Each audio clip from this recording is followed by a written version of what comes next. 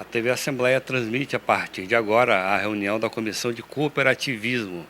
Esse colegiado é presidido pelo deputado Alan Ferreira. Confira na íntegra os trabalhos.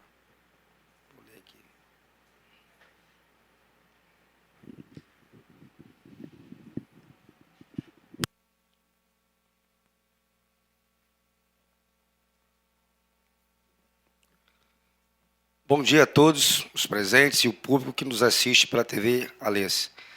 Declaro abertos os trabalhos da Comissão de Cooperativismo e dispenso de ofício a leitura da ata da reunião anterior, pois foi encaminhada cópia aos deputados membros e a considero aprovada.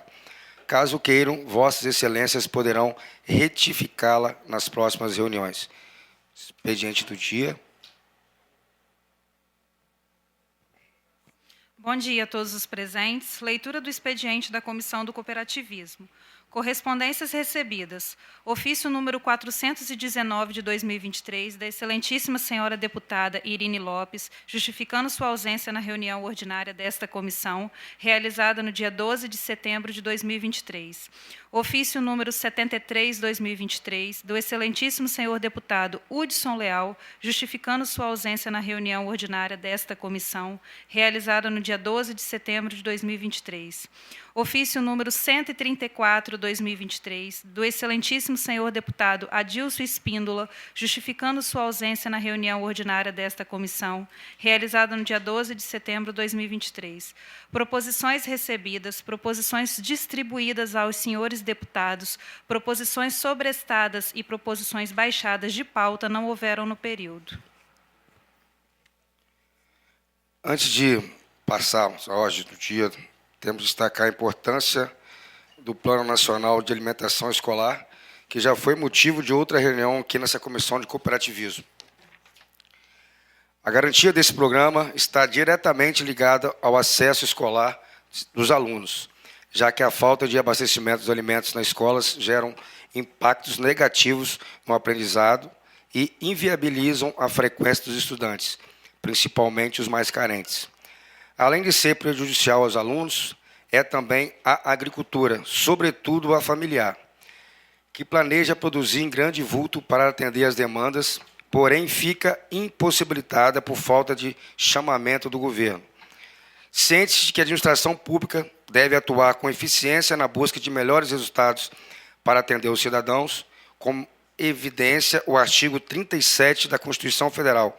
Levamos ao representante do governo estadual que no ano escolar já havia começado e estava com atraso na liberação da chamada pública. Logo após a nossa reunião, foi aberto o chamamento público para a contratação dos agricultores e atendimento das unidades de ensino. Por isso, a importância de trazer o representante da SEDU para nos atualizar sobre o programa. E agora, vamos à ordem do dia, que será apresentado pelo senhor Gilson de Oliveira Soares, para tratar do tema Avanços nas ações do PNAE no Espírito Santo. Antes, porém, eu gostaria de registrar aqui a presença do Dr. Júlio Rocha, chamaram para sentar aqui à mesa com a gente aqui. Com certeza. O senhor que manda. Senhor Vinícius Costa, representando a SEAG. Washington Machado, diretor-presidente do Cooperfruti, diretor financeiro da Unicafes e conselheiro do ACB. Senhora Mônica Cásia, assessora da Federação da Agricultura. Renan Reis, sempre com a gente aqui, assistente de Relações Institucionais da OCB. Senhora Renata Simões, nutricionista da SEDU. Senhora Jéssica Oliveira, nutricionista da SEDU. Eduardo Campana, assessor jurídico da OCB. Senhor Joel de Abreu Fetais.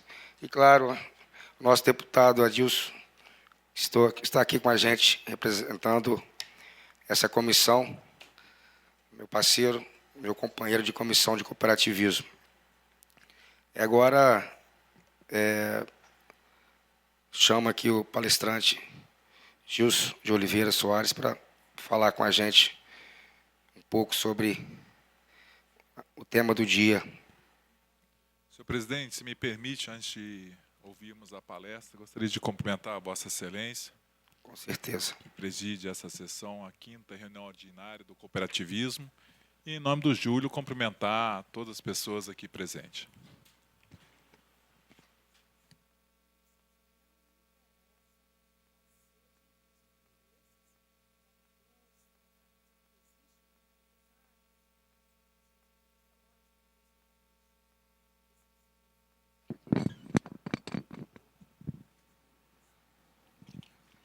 Microfone.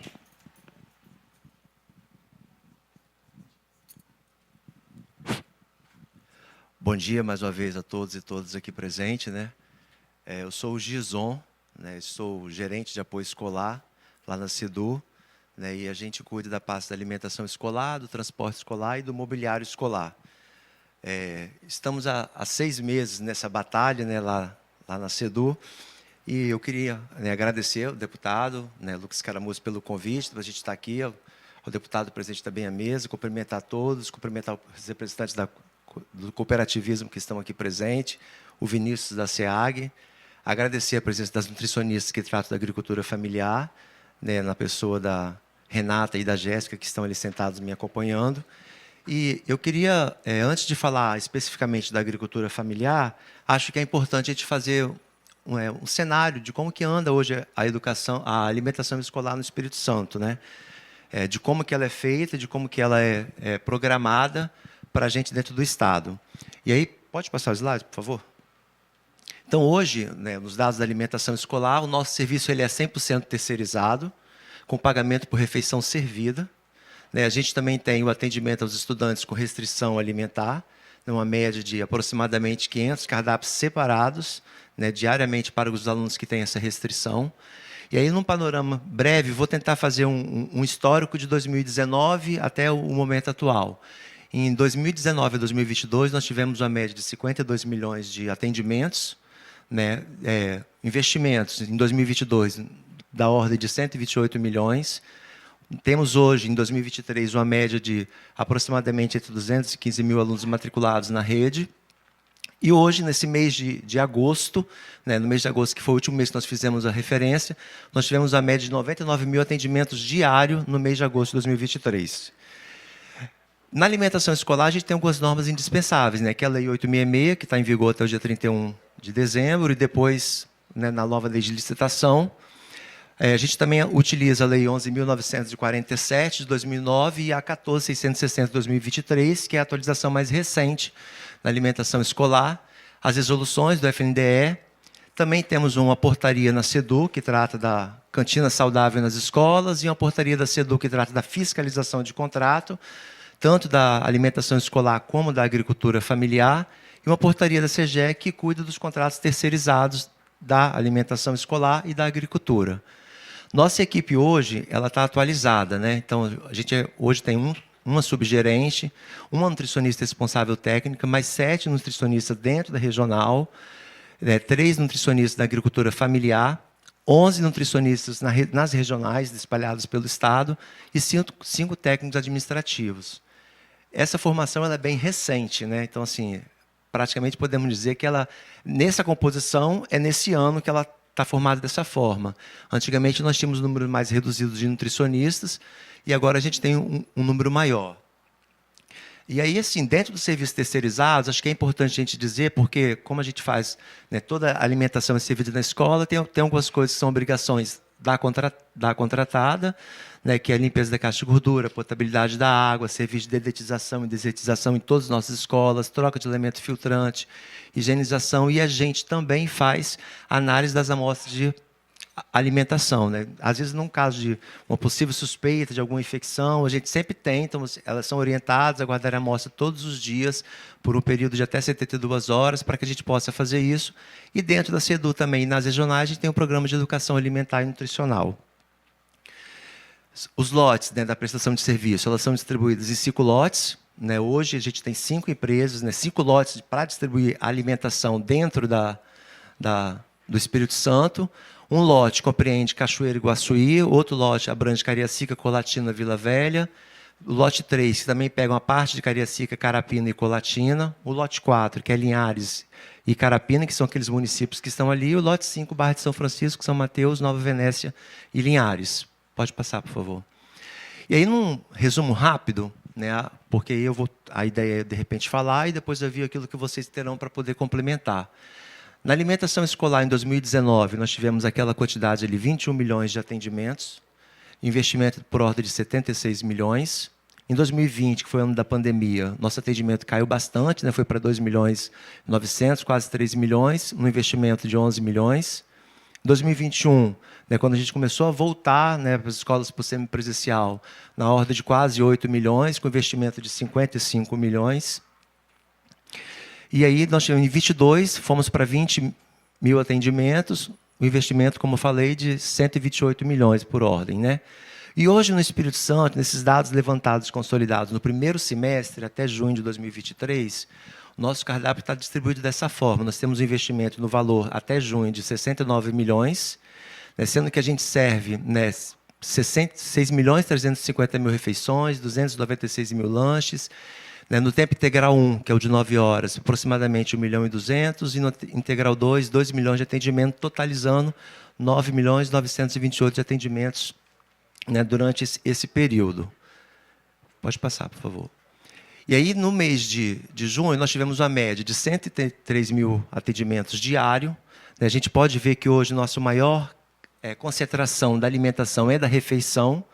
Então, 64% daquilo que a gente atende hoje é para o cardápio refeição, que visa suprir um pouco das necessidades dos nossos alunos, né, verificado que hoje é o que a gente tem, né, como, né, o período para complementar a alimentação dele, lembrando que essa alimentação escolar ela serve para cumprir, né, e cobrir as necessidades dos alunos no período da escola.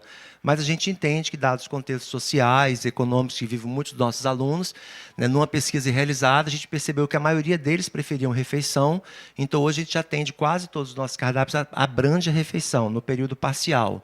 Tem algum período que é o percentual menor, que é de lanche, né, que é por alguma condição, né, da escola ou por uma necessidade. No integral 1, que é 12%, e o integral 2, que é o de 7 horas, que atinge hoje 21%. Então, esses dados são de junho, né, consolidados até junho de 2023. E aí, em agosto, nós tivemos esses tipos aqui que eu queria, né, relatar. Né, a média de 99 mil atendimentos. Só no mês de agosto foram investidos 14 milhões e meio, né, na alimentação. E aí nós temos a refeição, que foi bem parecido com o que estava lá no gráfico anterior, daquilo que a gente serve. Né? De refeição no total de 1 milhão e 400, lanche 49 mil, integral 271 mil, integral 2 450. É importante lembrar que esse cardápio de refeição e lanche é porque a refeição que é servida no tempo parcial. Né? Algumas escolas ainda conseguem ofertar somente o lanche em vez da refeição, que é por alguma, como eu disse, alguma especificidade da escola. Pode passar, por favor. E aí eu vou entrar na agricultura familiar, que é que, de repente, aquilo que a gente quer conversar um pouco aqui, mostrar e ouvir um pouco de vocês também. Né? No panorama de 2019 a 2022, né, o Estado recebeu do FNDE aproximadamente 13 milhões e 600, né, e foi utilizado desse valor para a agricultura familiar uma média de 3 milhões e 700. E aí no percentual aplicado de 27%. No ano de 2020, né, nós recebemos do FNDE 17 milhões e meio e utilizamos 3.402, que dá um percentual de 19%. Né, 2021, nós recebemos 15 milhões e 600, utilizamos 2 milhões e 600, dá um percentual de 17%. Em 2022, nós não recebemos nenhum recurso, né, e utilizamos do que tinha lá 12 milhões, que dá uma média de percentual aplicada de 25%, que é uma média que a gente está olhando se a gente tivesse feito o somatório dos recursos. Né? E aí passa, por favor. E aí já 2023 e 2024, que aí já vou caminhando para o final para poder dar as minhas considerações e falar dos desafios, nós temos, né, em 2023, nós recebemos 3 milhões e 170 mil do FNDE, e nós abrimos uma chamada pública com valor de 28 milhões. Então, a chamada pública realmente demorou. Aí eu vou parar um pouquinho aqui. Né? Eu entrei na gerência de apoio escolar no mês de março, né, aproximadamente no dia 13, dia 14 de março. E aí nós pegamos o processo, realmente já estava atrasado, como o deputado colocou no início da sessão. O nosso primeiro compromisso foi que nós tentássemos agilizar o processo da melhor maneira possível para que ele realmente, né, tivesse um fluxo melhor dentro da SEDU. E esse foi o meu compromisso, que eu assumi também, tanto com o governador, quanto com o secretário, quanto o meu subsecretário, né, o André Melotti lá, que a gente deveria agilizar os processos e tentar fazer esses estudos. Com isso, nós também recebemos uma equipe nova de servidores efetivos, então isso deu um gás para a gente poder conseguir colocar todas essas coisas em funcionamento. E aí nós conseguimos, finalmente, no mês de agosto, para iniciar setembro, fazer a contratação, que não é o ideal, que a gente pode dizer que não é o que a gente prima, né? Mas o processo estava aberto desde o ano passado, eu já peguei ele travado. Então, o meu compromisso foi tentar agilizar 2023 e prometer que a gente ia entrar em 2024 com um processo em andamento, que é o que a gente está fazendo, para que a gente possa realmente ter aquilo que uma das reivindicações máximas que os agricultores têm feito. Que a gente faça fornecimento de fevereiro até o mês de novembro e a gente consiga sempre manter esse fluxo. Então, esse tem sido o nosso compromisso. Então, em 2023, nós fizemos essa chamada pública, que tinha, né, colocado à disposição da ordem de 28 milhões, mas, infelizmente, a gente só conseguiu contratar efetivamente 19 milhões, né, quase 20 milhões aproximadamente, né, porque não teve mais pessoas participando da chamada pública, não teve mais associações. Né. Vale lembrar que a SEDU, dada a especificidade da contratação, a gente só faz a contratação para associado ou para cooperativa. Né. Então, para que o agricultor possa ser atendido, ele precisa estar associado a uma cooperativa ou uma associação para que a gente possa fazer o fornecimento. Dado essa especificidade, então a SEDU só faz esse tipo de contratação. No ano de 2023, nós também utilizamos 1.600.000 do Tesouro Estadual, que é aquilo que o Estado reserva para poder fazer, né, a contratação da banana sem açúcar e do mel, para servir como na parte da merenda dos nossos alunos. E hoje nós estamos com um projeto básico já para lançar na praça, nos próximos dias, se Deus quiser, a chamada pública de 2024, né, que ela está com um orçamento previsto da ordem de quase 34 milhões para que a gente possa executar no ano que vem, né, na tratativa de tentar executar dentro dos meses de fevereiro até o mês de novembro. Então, esse é o panorama que a gente tem. Pode passar, por favor, só para mostrando para vocês assim, em gráficos, né, o quanto que a gente está tentando evoluir. Porque um dos desafios que nós encontramos quando nós chegamos lá na gerência era tentar agilizar para que realmente a chamada pública acontecesse em tempo hábil, que a gente conseguisse fazer a contratação para que as entregas acontecessem na escola nesse período de fevereiro a novembro. Nesse ano, nós tivemos uma entrega pequena nos meses de fevereiro e março, que era um saldo que tinha do ano de 2022. Depois, nós ficamos um período sem fazer esse fornecimento.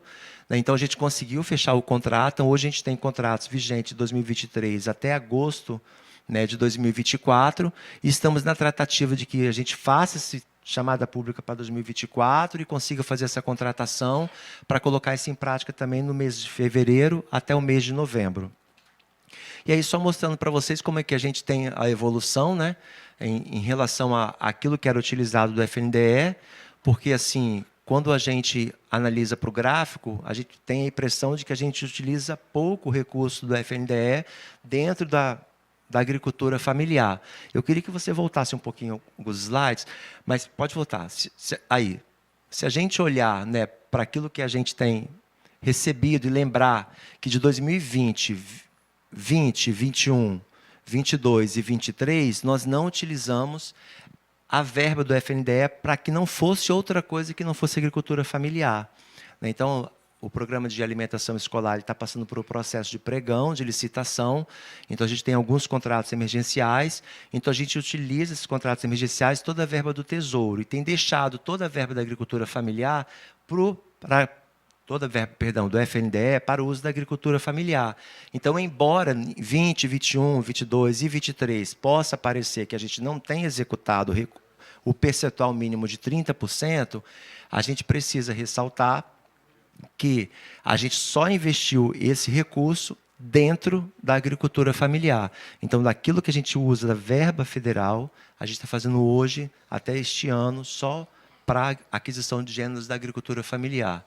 E aí, nesse sentido, acho que encerra a minha apresentação, né, colocar os contatos que a gente está ali. Queria realmente agradecer essa oportunidade e me coloco à disposição para ouvir os questionamentos, os posicionamentos daquilo que a gente precisa para poder avançar mais ainda nesse processo.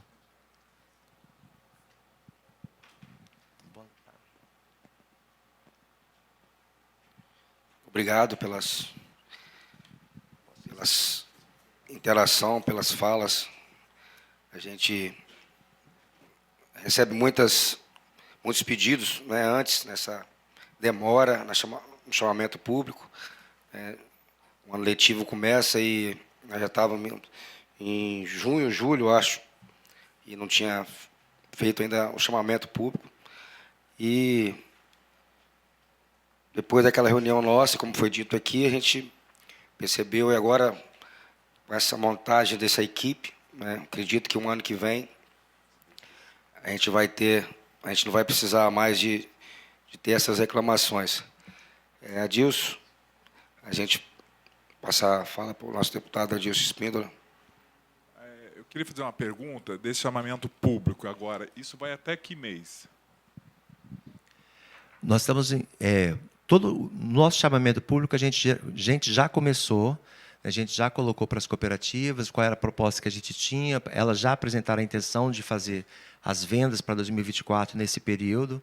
Nós já definimos as metas, já definimos praticamente os produtos que poderão ser adquiridos. E aí nós estamos terminando o projeto básico, porque ele precisa também ser agora dentro da nova lei. Então, a tratativa nossa, que está passando por uma revisão, ele hoje está na minha gerência, já pronto, na revisão, saindo dessa semana, a gente deve já dar andamento no processo.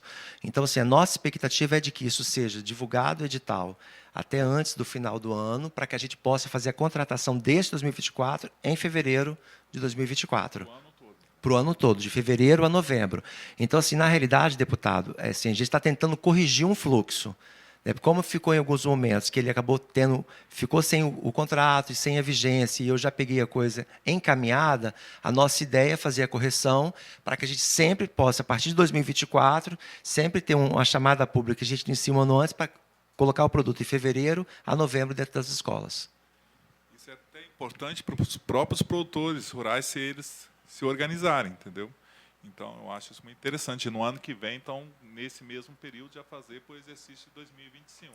Sim, já está no rol da gente poder se organizar, já sempre está tentando se antever, né, para que a gente não tenha ocorra esse atraso novamente. Preferencialmente, o jeito que você falou, que vai ser tudo adquirido dos produtores da agricultura familiar. Hoje a gente faz a chamada pública, como o serviço é terceirizado, como é que ele funciona? Né? Então, a gente faz a contratação do chamamento. Então, assim, esse produto da agricultura familiar vai para dentro das nossas escolas e a gente desconta isso das empresas terceirizadas. Elas deixam de comprar os gêneros alimentícios e a gente faz o desconto. Então, a gente procura atender, né, a legislação dos agricultores dessa forma. E esses produtos é da agricultura convencional ou são produtos orgânicos? Esse que está aqui pode até participar produto orgânico, mas, se eu não me engano, acho que a gente não tem nenhum. Todos, a gente pode ter essa participação, mas são todos da agricultura familiar. Ok, obrigado. Obrigado, Gison. Raquel? Tem uma pergunta? Alguém tem alguma pergunta para fazer ao Gison? Alguém mais? Obrigado, então, Gison, pelas Muito obrigado. palavras. Muito obrigado a você. A gente não tem mais o que discutir, a gente teria aqui para deliberar, mas faltou alguns deputados aqui, a gente não vai conseguir. Então, não havendo nada mais a tratar, declaro encerrado o trabalho dessa comissão.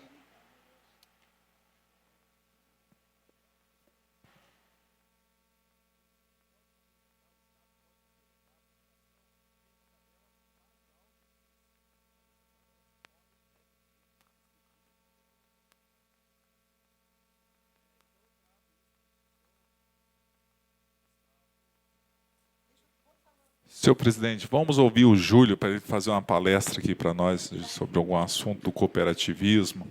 Isso, pode ser. Talvez Então, a dá gente tempo do complementa. deputado chegar para que a gente possa votar. Retroage na minha fala de encerrado, então. Bom, muito obrigado, deputado Alain, cumprimento o deputado Adilson, deputada Raquel. Apreciando aquilo dali, a gente quer oferecer para alavancar o resultado. Nós estamos com um programa agrinho que será a premiação no final do ano, só o pessoal envolvido na premiação vai ter no auditório em torno de 2.500 alunos. A gente tem 700 professoras trabalhando em trabalho pedagógico. Eu queria disponibilizar para você entrar em contato lá conosco no Senar, porque pode linkar o seu esforço e facilitar na divulgação desse trabalho. Okay? Aproveitando, deputados, eu queria assim, um empréstimo especialíssimo de vocês com relação à iminente votação do marco temporal no Senado.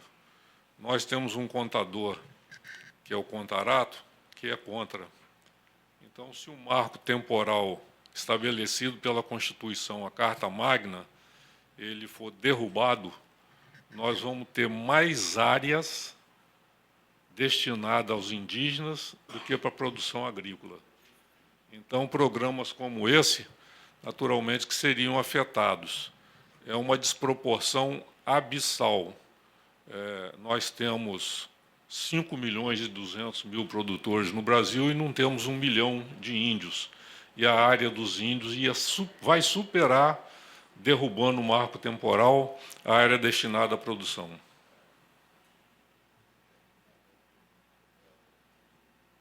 Eu fico muito feliz, viu, presidente, de ouvir essa informação, que eu até então não tinha esses números. E a gente pode levar esse debate aí para a Assembleia e levar também para o Congresso Nacional, através dos nossos representantes ali da Câmara Federal. Deputados, como eu sei, assim, desculpe, como eu sei de quão laboriosa é a atuação de vocês, eu um dia sentei-me perto, num evento, de um grande produtor de cacau de Linhares, Paulo Gonçalves. Acho que vocês conhecem. E ele tem exames sucessivos dos malefícios que o rompimento da barragem de Mariana fez. Então, ele tem anos seguidos de exame das áreas de influência da enchente e das que não foram influenciadas. Está um tipo assim, porque eu já fui lá e presenciei, constatei, da China, da contaminação do lençol freático. Ele tem uma fábrica para agregação de valor de cacau, produção de cacau. Ele não utiliza, isso é uma responsabilidade cidadã, cacau proveniente da área de maior infestação de contaminação do lençol freático, cádmio, zinco, chumbo. Então, é uma coisa que a gente tem que levar a sério, porque deteriora a ambição de todos nós capixabas de querermos fazer do nosso Estado uma vitrine, uma referência para o Brasil inteiro e, quiçá, para o mundo. Obrigado.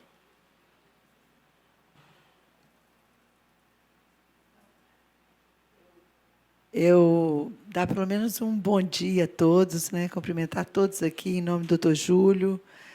O doutor Júlio faz um trabalho importante. E quando o Gison aqui, ontem eu tive uma reunião com ele, eu cheguei e falei assim, é tanta gente que a gente mexe. Aí eu olhei e falei assim, será que ele é funcionário da Assembleia? Aí depois que eu lembrei que foi da SEDU, quando você começou a falar, eu lembrei que foi da SEDU. Então, assim, foi boa a sua explicação do PENAI, é importante demais, né, nas escolas. Eu acho que é a segurança alimentar, né, para as escolas, é a alimentação saudável.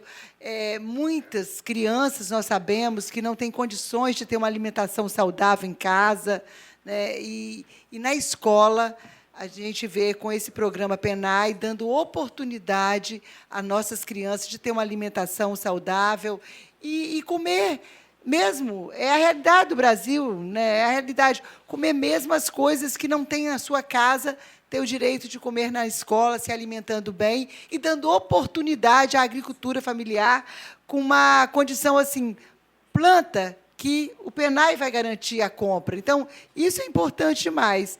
Então, parabenizar o John. Eu vou até te chamar para você fazer essa apresentação na nossa comissão de assistência social, né, e que nós temos segurança alimentar também, nutrição. Então, assim, eu vou te chamar para você vir aqui fazer, porque isso é muito importante você explicar tudo, porque é chamada pública, tem que ter o prazo, né, para participar e esclarecer isso para todos os nossos agricultores. É importante demais a gente saber, porque é muito ruim a gente plantar, né, e ter dificuldade de vender esse alimento. E quando a gente tem essa segurança, né, que nós vamos vender e vamos plantar, na época do café era a planta que o João garante, que na época era o presidente João Figueiredo, então antigamente tinha essa história. Planta que o João garante, que era o nosso presidente na época. Mas, assim, com o PENAI, eles têm uma garantia também de venda, né, desses produtos, né, principalmente a agricultura familiar. É um fortalecimento. Obrigada.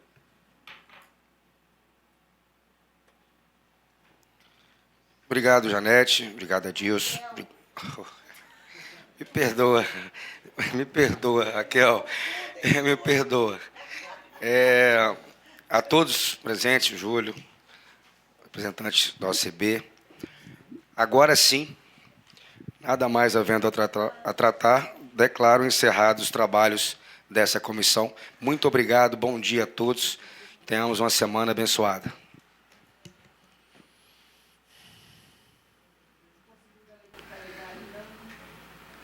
Você acabou de acompanhar a reunião da Comissão de Cooperativismo. Mais informações pelo portal da Assembleia Legislativa ou pelas nossas redes sociais.